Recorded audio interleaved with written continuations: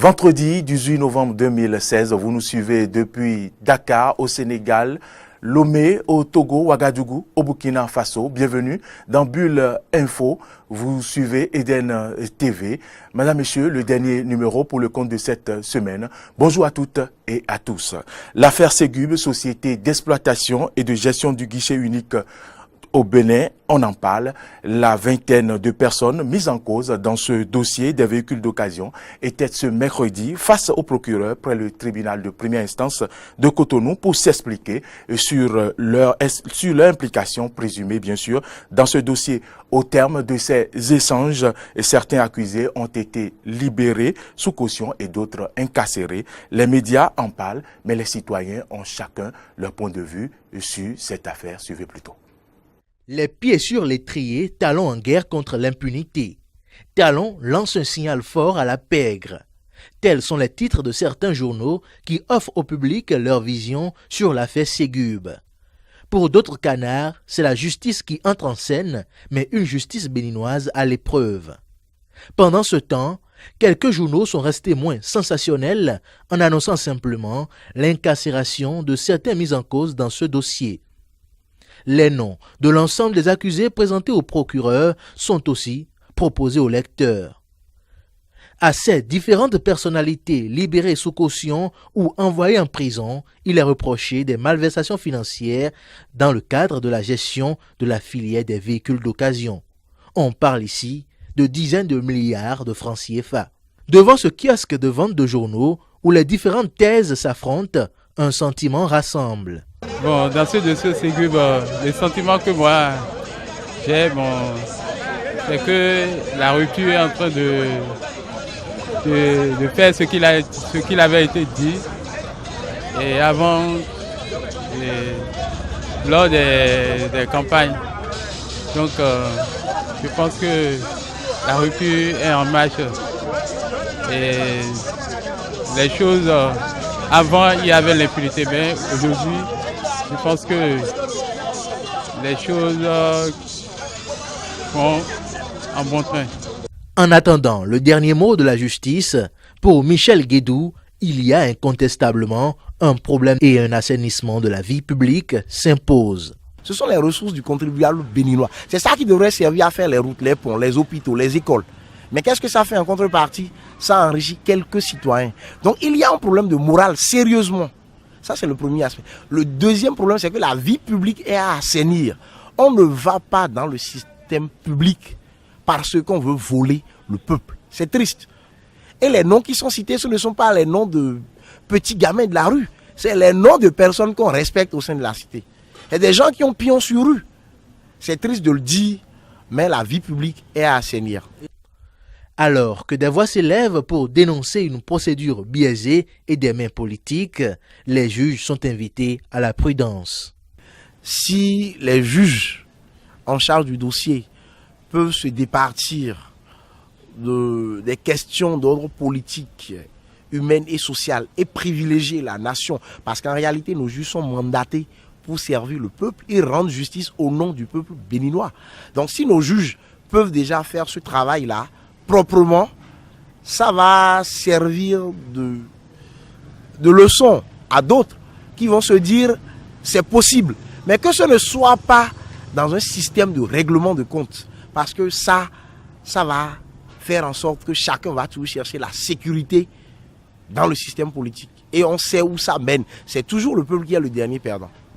Les regards sont désormais tournés vers la justice béninoise pour définitivement situer les responsabilités dans cette affaire Ségub. Sans transition, nous allons inviter Freddy Loïs Davo à vous présenter la revue de presse internationale. Moi, je vous retrouve juste après pour l'interactualité.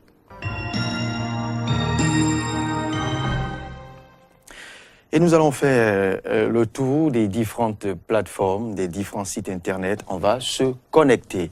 Alors on se connecte et le tout premier site que nous tentons d'ouvrir ce matin. On clique, voilà, www.jeuneafrique.com. C'est la toute première plateforme qui nous accueille. RD Congo, Joseph Kabila nomme Sami Badibanga au poste de premier ministre RD Congo, République démocratique du Congo. Joseph Kabila, le président de la République, nomme Sami Badibanga au poste, à la primature, si on peut s'exprimer ainsi. Alors, 48 heures après son discours sur l'état de la nation, Joseph Kabila nomme ce jeudi, donc hier, Sami Badibanga au poste de Premier ministre. Ce dernier fait partie des opposants qui ont participé au dialogue politique à Kinshasa. On retient ici l'actualité principale, la nomination de Sami Badibanga au poste de Premier ministre. Voici le tout nouveau Premier ministre de la République démocratique du Congo que je tente là de zoomer pour vous. Voilà, Sami Badibanga. On poursuit maintenant, toujours sur la même plateforme. On va goûter maintenant à différentes informations pêle-mêle. On se rend directement en République de la Côte d'Ivoire, où des jeunes de Yamoussoukro attaquent un commissariat. Côte d'Ivoire, des jeunes de Yamoussoukro attaquent un commissariat. Suite à la mort d'un homme de 22 ans arrêté par la police mercredi, des jeunes de Yamoussoukro ont exprimé leur colère contre les autorités en attaquant un commissariat de la ville de Yamoussoukro dans la nuit de mercredi à jeudi. On retient que des jeunes de Yamoussoukro ont attaqué un commissariat de la ville de Yamoussoukro. Nous étions en Côte d'Ivoire et l'actualité a simplement été illustrée par cette image de la ville de Yamoussoukro. Voilà. On poursuit toujours sur Jeune Afrique. Dernière information à vous proposer avant de quitter Jeune Afrique maintenant, c'est inhérent bien évidemment au Bénin. Bénin, les dirigeants de la Ségub libres mais placés sous contrôle judiciaire. Les dirigeants de la Ségub libres mais placés sous contrôle judiciaire. Nous sommes au pays, vous l'avez compris. Eh bien, l'actualité est précisée comme ceci. Sur la vingtaine de personnes présentées mercredi devant le procureur de Cotonou, dans une affaire liée à la gestion de la filière des véhicules d'occasion, eh bien, 3 ont été placés sous mandat de dépôt et d'autres ont été libérés, mais cette fois-ci sous contrôle judiciaire. Parlant justement de l'affaire Ségub au Bénin. On poursuit toujours cette randonnée, mais cette fois-ci, nous allons tenter d'ouvrir un autre site internet. On l'ouvre maintenant. africatv.net. africatv.net, c'est l'autre site qui nous accueille ce matin. Africa TV nous rappelle encore la nomination du Premier ministre en République démocratique du Congo. Je vous en parlais tantôt sur Jeune Afrique. Juste après, Africa TV nous propose une autre actualité inhérente à la République centrafricaine. Centrafrique, un plan quinquennal de redressement estimé à plus de 3 milliards de dollars. Centrafrique, un plan quinquennal de redressement estimé à plus de 3 milliards de dollars. C'est l'autre actualité qu'on va tenter d'ouvrir maintenant. Le président centrafricain Faustin Archange Touadéra a appelé jeudi la communauté internationale à la solidarité et à la générosité pour aider au relèvement de son pays, ruiné par la guerre, à l'ouverture d'une conférence des donateurs qui se tient à Bruxelles. On retient Centrafrique, un plan quinquennal de redressement estimé à plus de 3 milliards de dollars est donc enclenché. On poursuit maintenant sur tout autre site internet encore. On ouvre Le Monde Afrique. Le Monde Afrique qui nous propose autre actualité. Cette fois-ci, nous sommes dans la partie nord du continent, plus précisément en Tunisie. La Tunisie confrontée à la mémoire de la dictature. La Tunisie est confrontée à la mémoire de la dictature. C'est l'actualité. Le titre principal, le titre proposé par Le Monde Afrique. Et c'est allé dans un compte rendu. Des auditions publiques des victimes de la dictature se déroulent jeudi et vendredi en direct à la télévision. Une étape historique sur la voie de la réconciliation nationale. On retient le titre. La Tunisie confrontée à la mémoire de la dictature. Et voici l'image choisie pour illustrer cette information inhérente à la Tunisie. Voilà. Mesdames et messieurs, nous allons poursuivre. Le dernier site qu'on va tenter maintenant d'ouvrir pour vous, pour le compte de cette randonnée, c'est bien sûr Le Figaro, lefigaro.fr, www.lefigaro.fr qui nous plonge maintenant dans les coulisses Et le décryptage qu'il nous propose, je dirais, le décryptage du débat, le dernier d'ailleurs, dont je parlais tantôt, le dernier débat, de la primaire à la droite, de la primaire de la droite et du centre. Primaire, un débat sans relief avant un premier tour à suspense. Primaire, un débat sans relief avant un premier tour à suspense. C'est le titre proposé par Le Figaro. Alors que l'écart se resserre entre Alain Juppé, Nicolas Sarkozy et François Fillon, le dernier débat avant le premier tour est apparu souvent terne et assez convenu, comme si les candidats ne voulaient prendre aucun risque. Voici l'image choisie pour illustrer l'actualité. L'image choisie pour illustrer ce débat, le dernier d'ailleurs qui s'est tenu cette nuit. Eh bien, voilà l'image du plateau du débat avec les différents candidats de la droite et du centre. Et la dernière page du Figaro maintenant, avant de boucler cette randonnée sur les plateformes, il faut attendre le premier tour pour connaître les équilibres. Il faut attendre le premier tour pour connaître les équilibres. Jim Diarassé, rédacteur en chef adjoint du service politique du Figaro, décrypte le dernier débat avant le premier tour de la primaire de la droite et du centre. Vous pourrez lire ce décryptage sur cette deuxième page du Figaro, primaire à droite toujours, ce qu'il ne fallait pas rater du troisième débat. Ce qu'il ne fallait pas rater du troisième débat, c'est une proposition, cette fois-ci, en image sur cette plateforme, lefigaro.fr. C'est tout, mesdames, messieurs, pour la revue de presse internationale.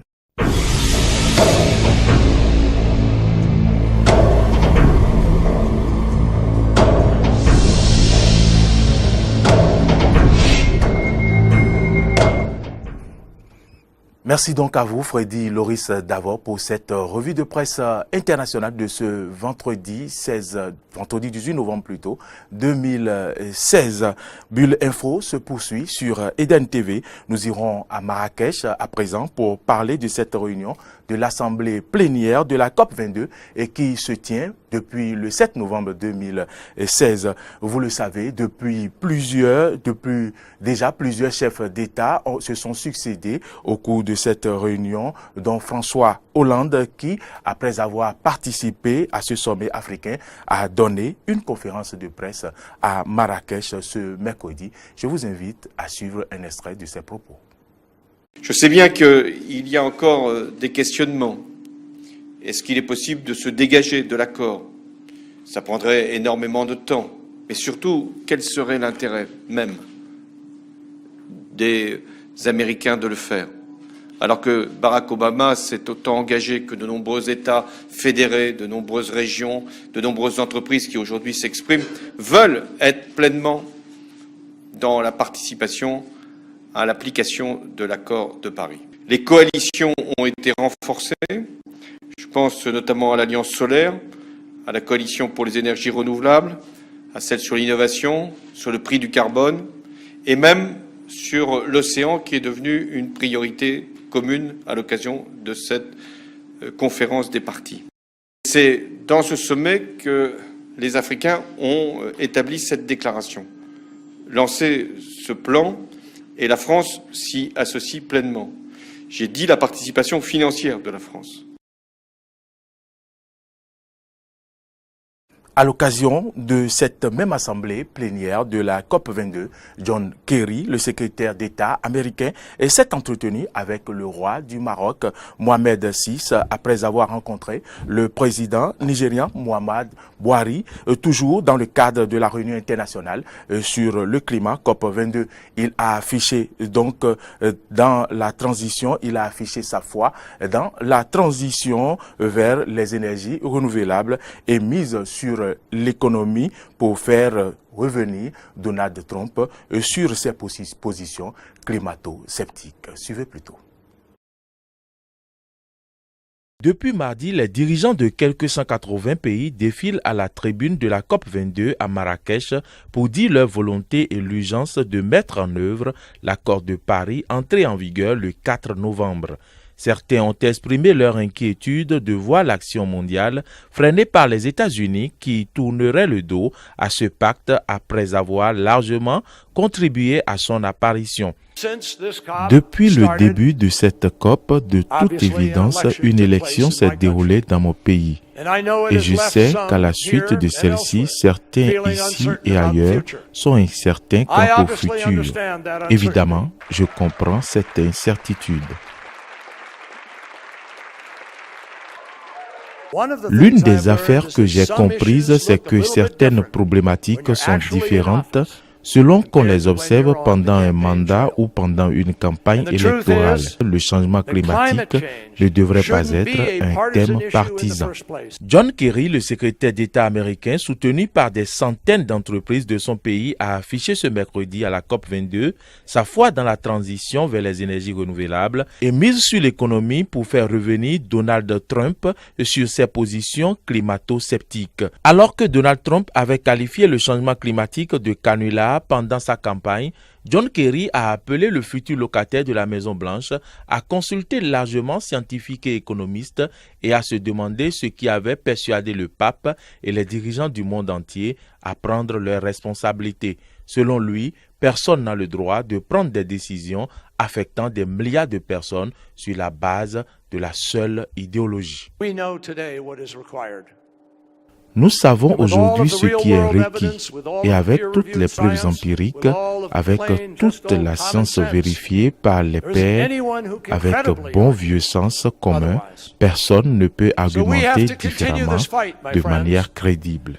Nous devons continuer à accélérer la transition globale à l'énergie propre et nous devons nous considérer les uns les autres responsables des choix faits par nos actions. Les États-Unis sont en bonne voie de réaliser les objectifs internationaux qui ont été fixés, a assuré le diplomate, ajoutant ne pas penser que cela puisse être inversé. Il faut signaler que la réunion de l'Assemblée plénière de la COP 22 qui se tient depuis le 7 novembre à Marrakech au Maroc prendra fin ce jour, vendredi 18 novembre 2016. Il est annoncé que la COP 23 se tiendra en Asie. Le pays reste à signaler au cours de cette journée. Allons en Chine où les Pékinois se sont rendus aux urnes lors de la seule élection en Chine pour désigner les représentants de leur conseil local. Ye Jingguan voulait s'engager pour améliorer la vie quotidienne de son quartier, mais la retraitée chinoise a été traitée comme une ennemie de l'État. Suivez ce reportage pour comprendre davantage. Jour de vote à Pékin. C'est la seule occasion pour les Chinois d'élire quelqu'un directement. Ils vont désigner les représentants de leur conseil local. On peut maintenant choisir les délégués qui nous conviennent. Les candidats représentent différentes sensibilités. On peut leur dire ce dont on a besoin. Et ils en rapportent à l'Assemblée pour nous.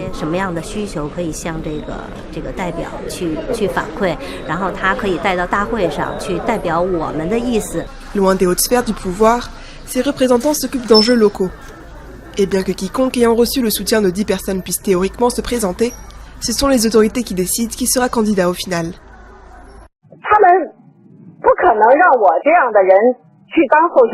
Le gouvernement ne peut pas laisser quelqu'un comme moi se présenter, parce que je dirais ce que je pense, et lors des sessions du Congrès, j'aurais été une voix d'opposition.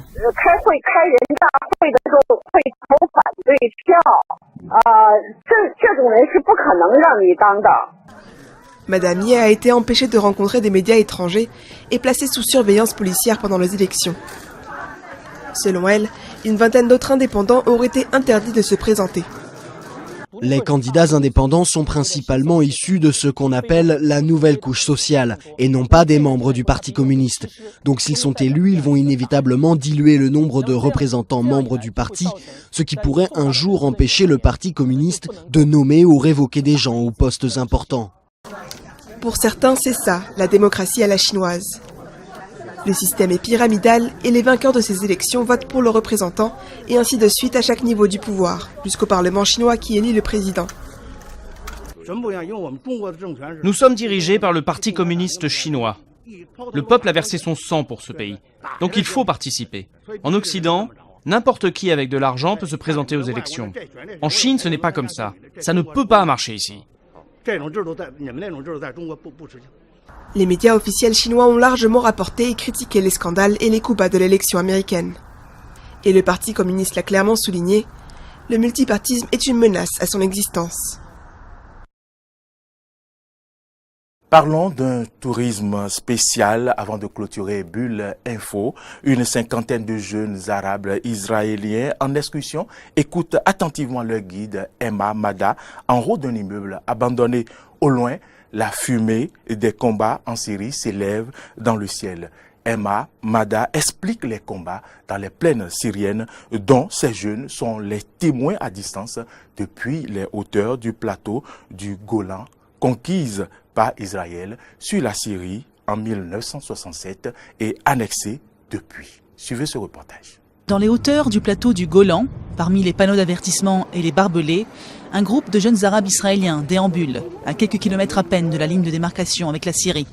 Ce territoire conquis par Israël à la Syrie en 1967 et depuis annexé intéresse beaucoup de monde de par sa situation géopolitique chargée et son histoire emblématique de la région.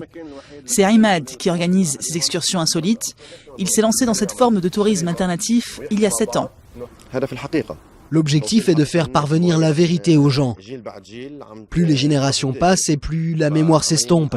Donc l'un de nos objectifs était de rafraîchir la mémoire des gens, pas uniquement les habitants du Golan, mais aussi ceux qui sont à l'extérieur de la Palestine et les étrangers qui n'ont aucune information ou connaissance sur le Golan avant et après l'occupation israélienne. Prochain arrêt de la visite, toujours du côté israélien, les anciens quartiers généraux de l'armée syrienne. Avant 1967, chrétiens, musulmans, druzes et circassiens vivaient ici, mais la plupart d'entre eux sont partis pendant la guerre pour aller du côté du territoire contrôlé par la Syrie. Aujourd'hui, environ 22 000 druzes et 25 000 Israéliens vivent dans le Golan annexé par Israël. Les gens qui entrent ici respirent beaucoup d'odeurs et laissent courir leur imagination. Ce sont des informations à la fois agréables et difficiles. Jamais je n'imaginais pouvoir venir dans un tel endroit. Je connais le Golan, mais jamais je n'aurais imaginé qu'une telle chose existait ici. Et nous ne savons encore que quelque chose seulement. Nous en apprenons plus au fur et à mesure. Ahmad emmène aussi le groupe auprès de la rivière Hasbani. Le cours d'eau, dont 40 km coule au Liban, est une source de tension entre Israël et son voisin du nord, ce qui a failli déclencher une guerre en 2002.